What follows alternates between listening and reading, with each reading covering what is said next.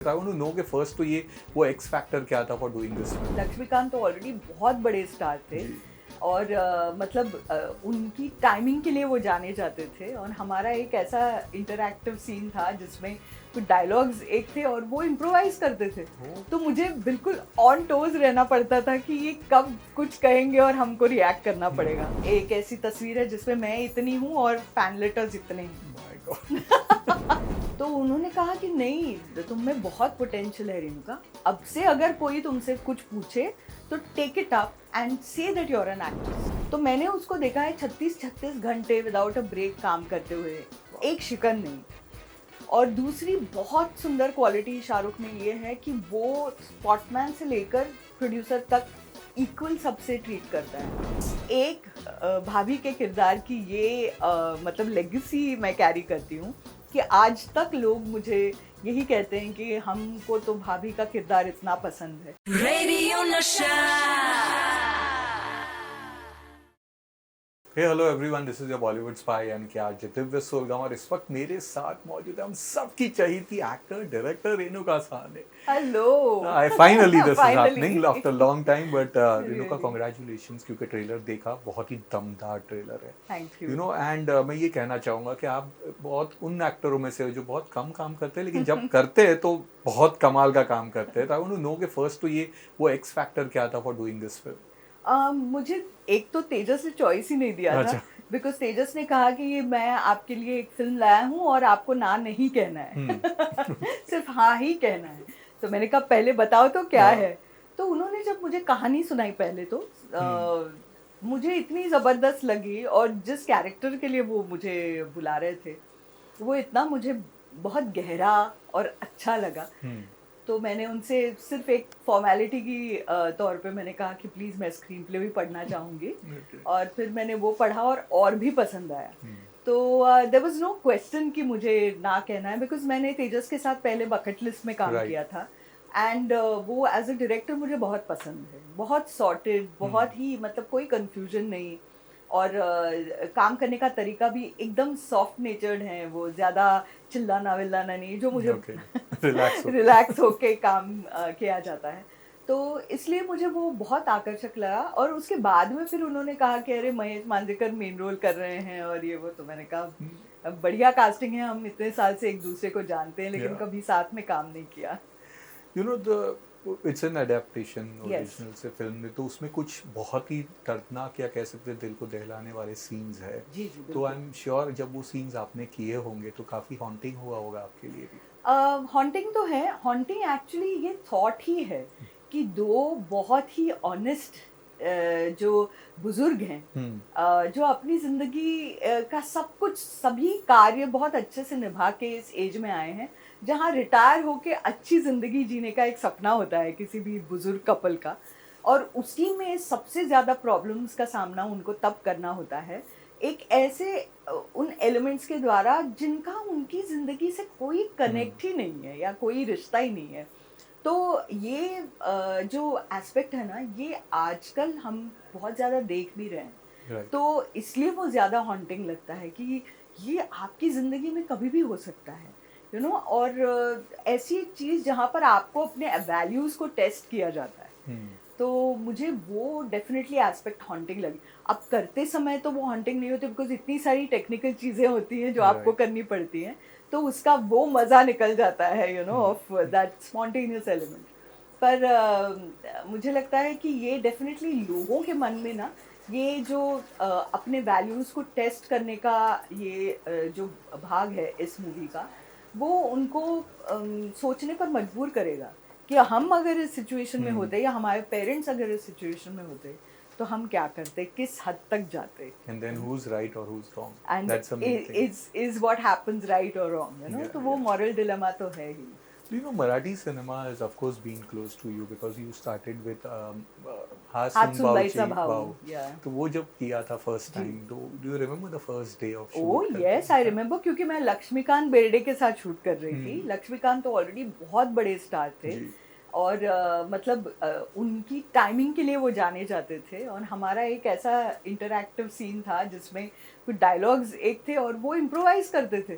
तो मुझे बिल्कुल ऑन टोज रहना पड़ता था कि ये कब कुछ कहेंगे और हमको रिएक्ट करना पड़ेगा। तो वो एक जो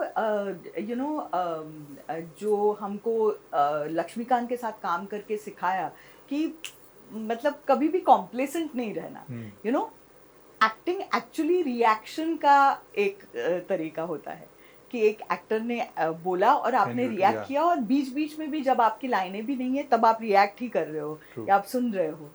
तो वो उनके साथ काम करने में इतना मजा आया, और गाना वाना नाच वाच मैंने सब कुछ किया उससे। टिपिकल जो हीरोइन से एक्सपेक्टेड है वो सारी चीजें करी। सो वो एक बढ़िया अनुभव था और great starting point in the Marathi industry. But was that also a main factor to get you Surbi? Not हाथ सुनबाईचा भाऊ. Actually, when I finished Circus, अच्छा. तो उसके बाद इनफैक्ट अजीज मिर्जा जी ने मुझसे, I consider him my mentor because he was the one who encouraged me कि अब तुम वापस पढ़ाई में मत जाना, because that was my plan कि मैं वापस जाके PhD करूँगी. तो MA मेरा हो चुका था. तो उन्होंने कहा कि नहीं, तुम में बहुत पोटेंशियल है रेणुका, अब से अगर कोई तुमसे कुछ पूछे तो take it up and say that you are an actress. तो वो जो हिम्मत उन्होंने मुझे और वो भरोसा मुझ में दिखाया ना, तो उसकी वजह से फिर मुझे सिद्धार्थ जी ने ऑडिशन के लिए बुलाया था सुरभि के। तो मैंने अजीज अंकल को फोन किया, मैंने कहा ऐसे ऐसे सिद्धार्थ काक हैं, उनके साथ काम करना चाहिए या नहीं। तो अजीज अंकल सेड कि आराम से कर लो, बहुत अच्छे इंसान हैं, बहुत पढ़े लिखे हैं, तुमको मजा आएगा, जाओ तुम ऑडिशन दे दो। मैंने ऑडिशन दी, इतनी बुरी थी। सीरियसली? इतनी बुरी ऑडिशन, मैं इतनी मतलब फंबल कर रही थी उसमें। पर एक ही बात थी कि फंबल करते करते मैं खुद पे बहुत हंस रही थी। तो मेरी जो हंसी है वो बार बार छूट रही थी। तो सिद्धार्थ जी ने देखा ऑडिशन और कहा कि ये कैसे, मतलब इनको तो हम ले ही नहीं सकते, देखो ये कैसे। और गीता जी ने कहा कि नहीं, इस लड़की को ही लेते हैं, आपके साथ वो बड़ा अच्छा कॉम्बिनेशन लगेगा कि आप एकदम गंभीर हैं और ये खिलखिलाती एक चुलबुली टाइप।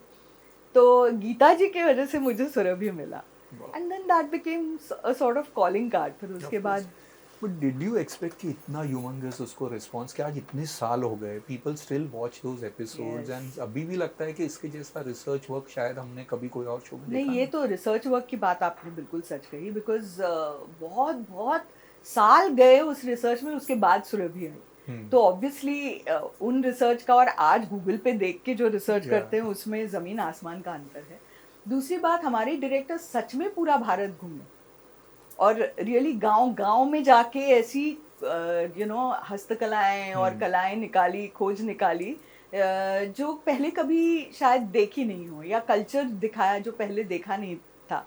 तो कश्मीर की बात आज बैठ के सुरभि के द्वारा तमिलनाडु का कोई देख रहा था या केरल का कोई देख रहा था। तो ये बात बहुत अलग थी उसकी।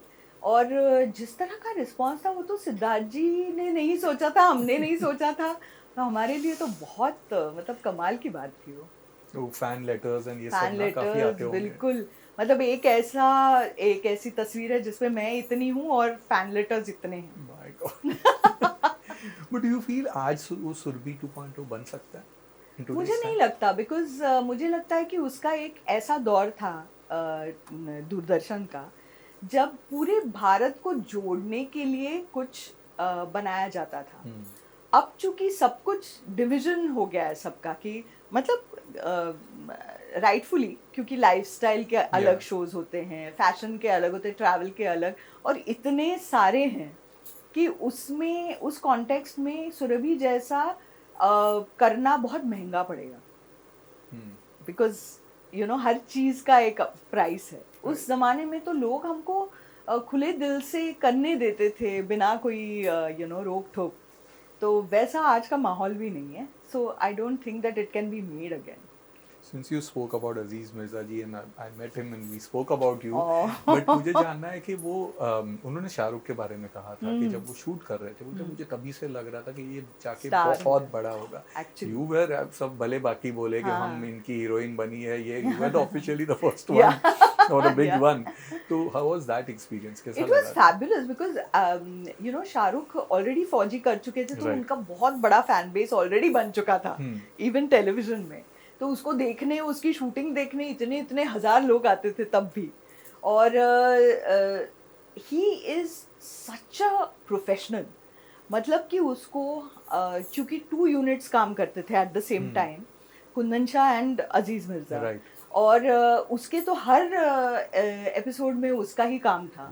तो मैंने उसको देखा है 36 घंटे विदाउट अ ब्रेक काम करते हुए, एक शिकन नहीं. और दूसरी बहुत सुंदर क्वालिटी शाहरुख में ये है कि वो स्पॉटमैन से लेकर प्रोड्यूसर तक इक्वल सबसे ट्रीट करता है.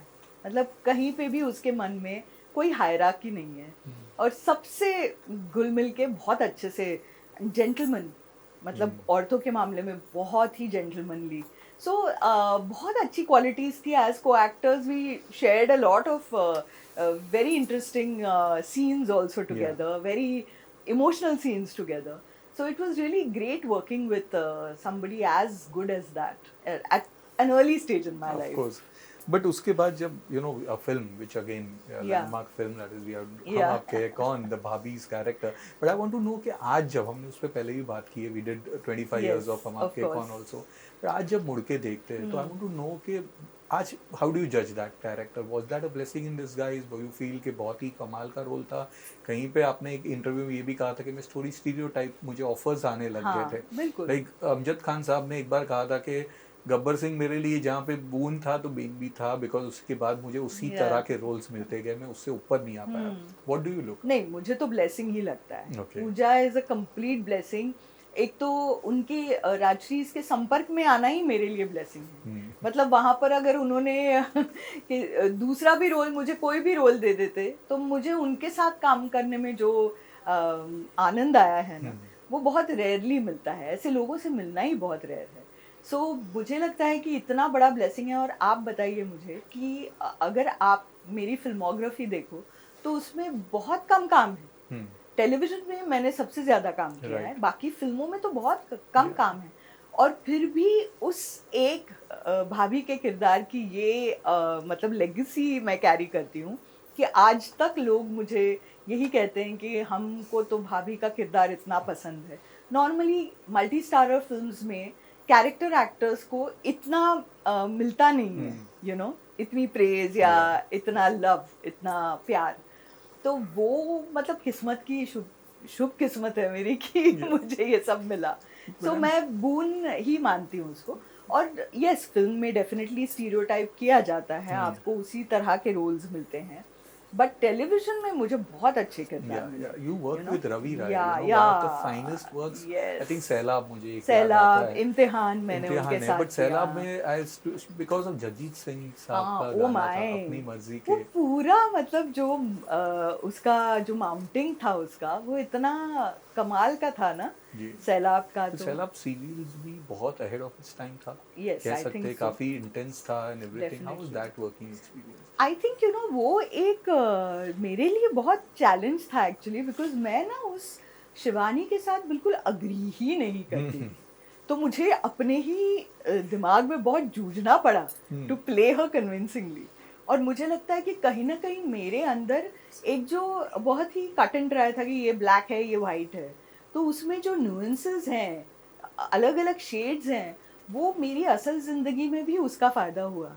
That one can't look at life as just you know black and white. तो बड़ा मज़ा आया उसमें because it's not something that it brought me out of my comfort zone, let me say. And oh, it's just amazing. मतलब वो अगर हम सिर्फ फ्रेम में हैं और जगजीत साहब का गज़ल चल रहा है तो वो मतलब एक कमाल की blessing है. Of course. You know, you were also part of a TV show, Mrs. Madhuri Dixit. Yes. तो इट्स आयरॉनिक कि भाई वो आपने किया और उसके बाद इसी फिल्म के डायरेक्टर के साथ बकेट लिस्ट में you worked with her also. How was that? अरे इट वाज फैबुलस बिकॉज़ एक तो Madhuri such a fabulous person and co-actor.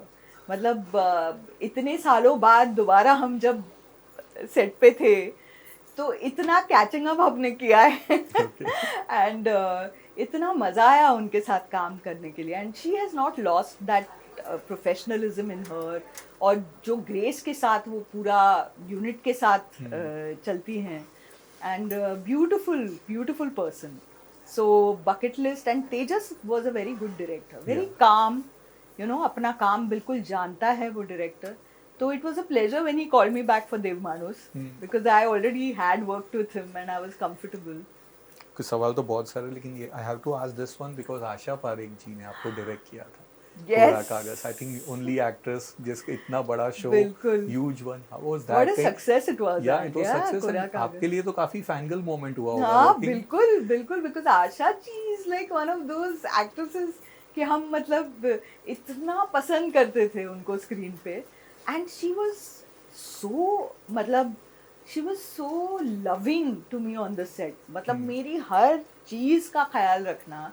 She needn't have done that, you know. But she's such a big-hearted person and a very good director. Strict? Very good director, very disciplined. I won't say strict, okay, disciplined, but disciplined and very good at bringing work out from actors. So it was a pleasure. 3 साल हमने काम किया एक साथ. And it's one of the most memorable times I shared with her, Shammi auntie. Yeah.